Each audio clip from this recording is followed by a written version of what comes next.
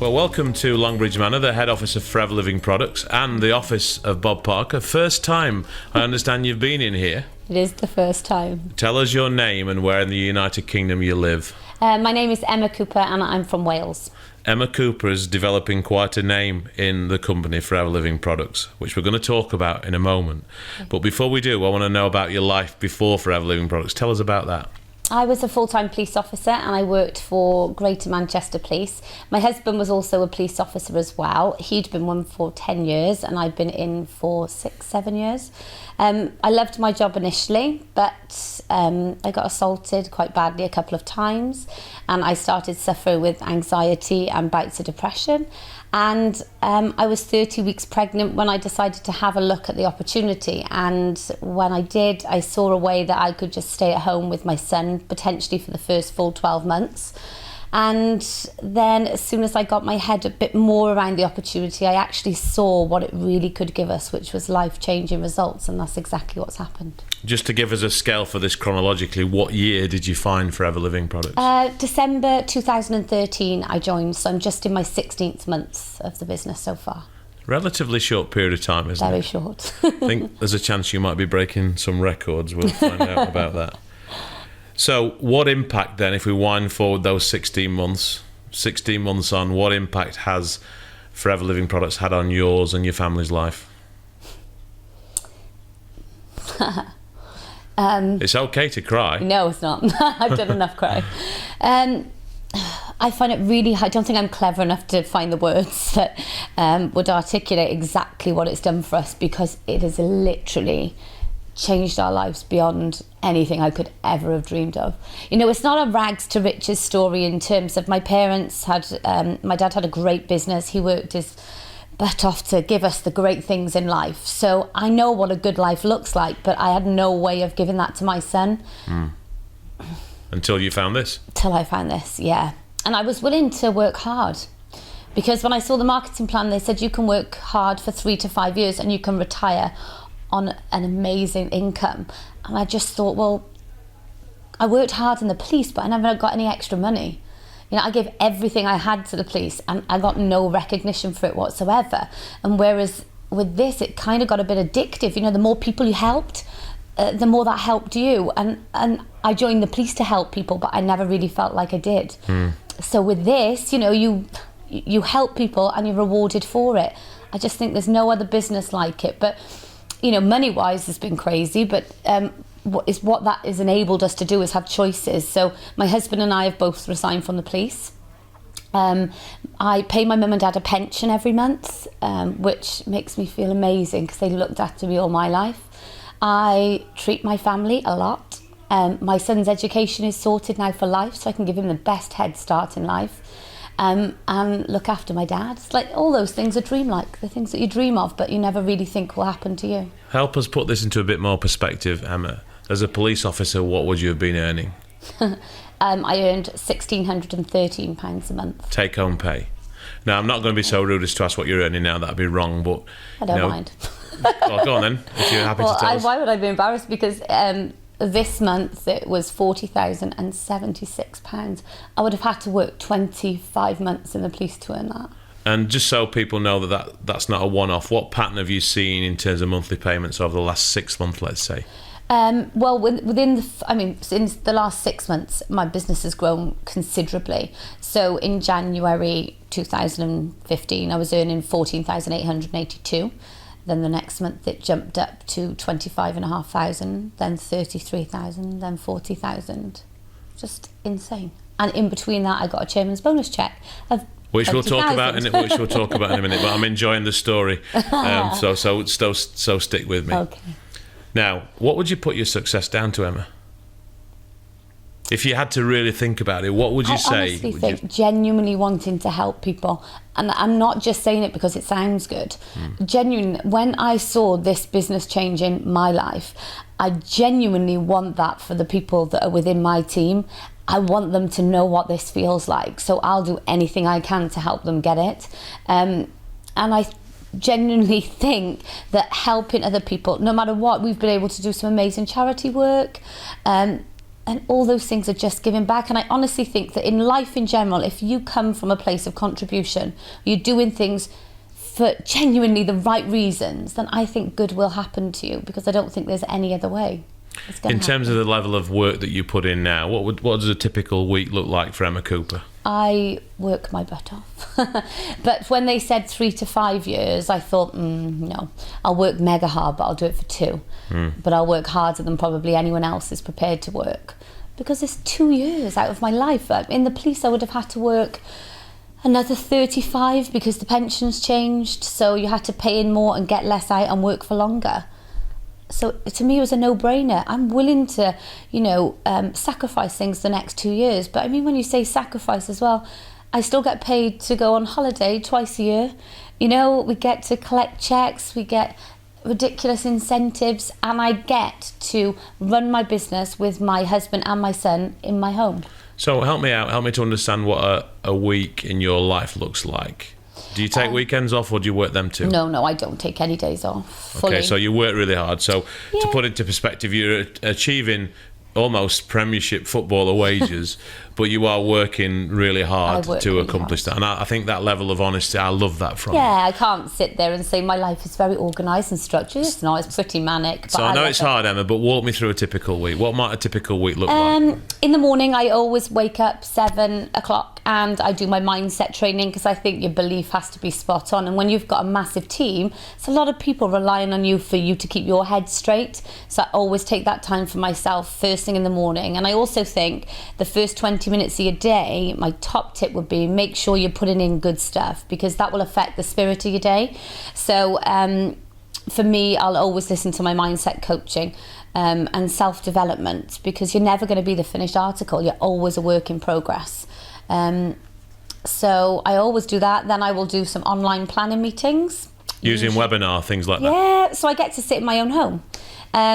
And I'll do my online planning meetings. I might plan some trainings in, and then I might go and meet somebody who's interested in the business, and then have lunch or a coffee, which is not that hard work, is it, compared to the police. Then in the evenings, I might do launch someone's business or go to a business presentation, or what's the other thing? Some more planning meetings. It's as simple as that. There's only a few things you have to do. It's how much of those you choose to do depends how successful you are. And what proportion of time do you spend face-to-face with new people, let's say? I'm talking face-to-face, really face-to-face, not over the webinars and stuff. Not much at all. Okay. Not much at all. Maybe like 5-10%. I can't physically do it. I can't do it all. I mean, I'm always travelling up and down the country, but I have to work smarter. Otherwise I can't be in 10 places at once. So technology and I guess social media's played a big part in your success. What do you do? What tools do you use to help you deliver the outcome that you're getting? I use, obviously, GoToWebinar is brilliant, because you can get all your team on at once and do the trainings all together. And my managers use those as well. So they train their own teams. And I use Facebook to support my team, so with team pages. Yeah. But I don't use Facebook. I use it as, to showcase my lifestyle. I've never mentioned Forever on my Facebook. I don't mention products on my Facebook, nothing. I just sell a lifestyle. And you just want to build people's intrigue. What is it that you're doing? And so I use it that way. Emma, have you developed the knack when you meet someone, either face-to-face or on a webinar or on a Skype call, let's say, of knowing that they've got that little something? I think so. I think I can spot a diamond straight off. Whether they believe that they are will depend on how quick or how slow their journey goes. But I can spot one. How much time do you spend on those that are really, really sceptical in the beginning before you sort of think, you know what, I'm going to let you move on? Oh, I don't spend any time. No, I spend no time with sceptical people, because, it took me 4 years. I was offered to look at the business 4 years before I decided to have a look at it and join. Yeah. It's got to be the right time. I don't want anybody in my team who feels like I've convinced them that it's a great thing.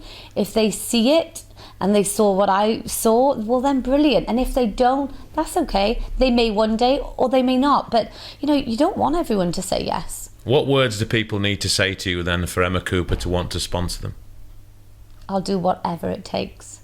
See, because I think there are two different kinds of people, and anyone who joined my team will know that when they say to me, well, I'm going to give it my best shot, Em, I'm going to give it everything I've got for 12 months, and then if it doesn't work, at least I know I've tried my best, I've just got to give it a shot. And I'll say to them, and they'll vouch for me, don't bother, you're wasting your £200. If it's already bought, send it back. It won't work for you, 1,000,000% it won't. I put my life on it. But if you tell me that I am prepared to do whatever it takes for however long it takes to get to where I need to go, then I will put my life on it that it will 1,000,000% work for you. This is tough, but I think listening to you, you've got the ability to do this. Give me 5 words that describe the people that in your experience are going to be successful. Driven, focused, motivated. You don't have to be confident, but you have to be a great student. So a willingness to learn, and I think someone with vision can see things that, other people can't really see.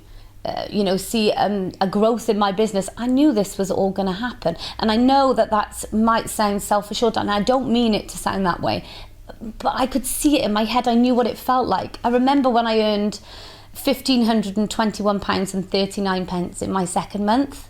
And I sat at the Celtic Manor with my very best friend, Lisa Prescott, and I said to her, I started laughing, and she said, what's so funny? I said, I'm sat here in all my Primark clothes, and nobody knows I've just earned £15,000 a month.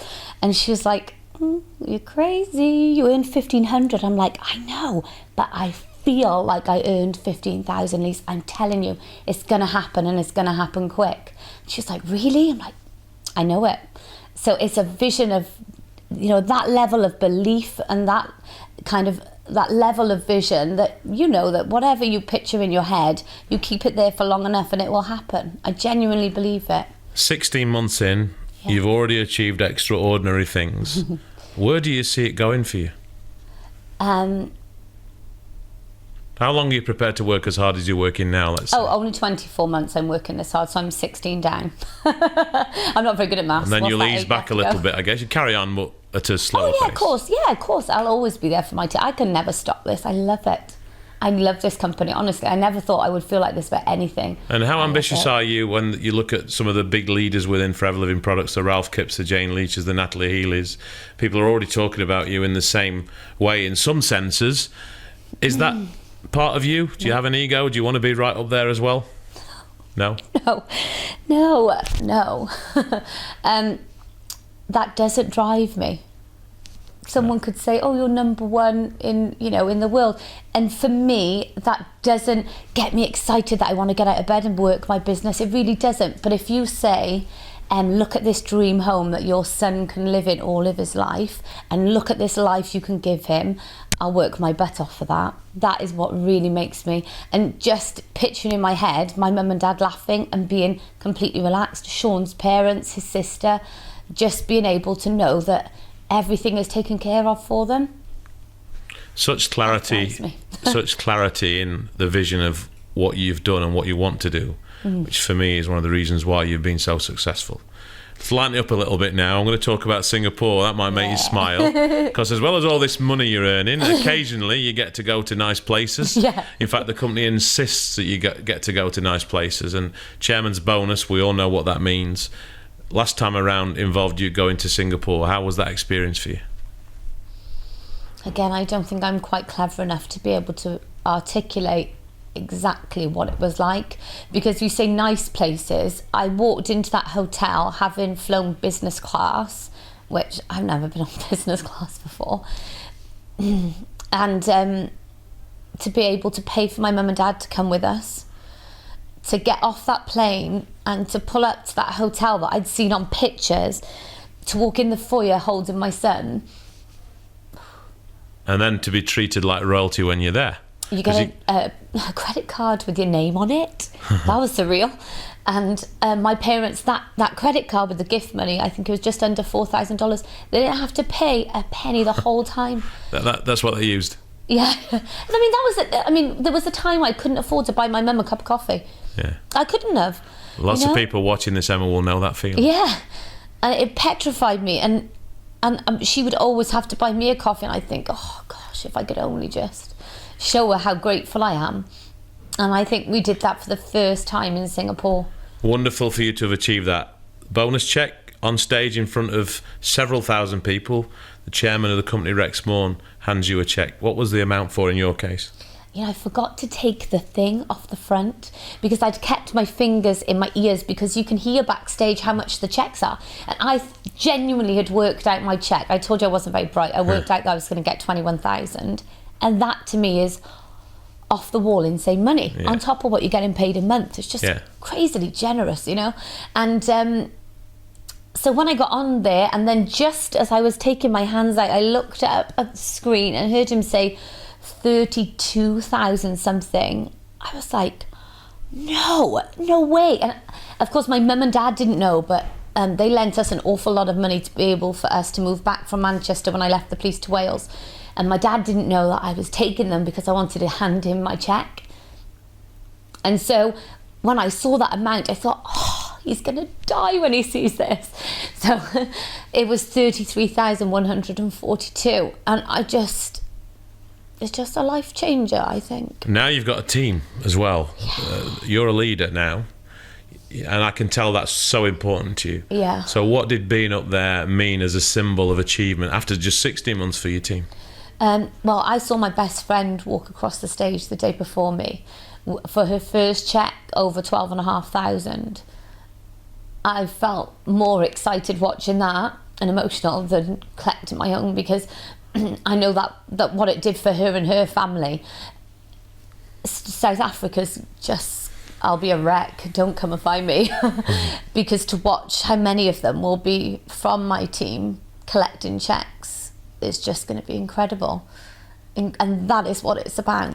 Now, I know there are going to be some people who are watching this, and I think they'll see from your emotion and how real it is.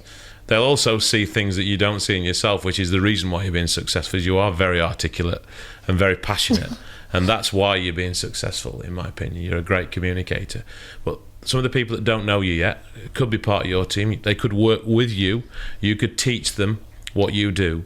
Look down the camera and send a message to those people right now. I think that timing is definitely everything. And if you doubt it, that it might not be the right time, then it's probably not going to be the right time. And I'm very keen to work with people who really want to work with me.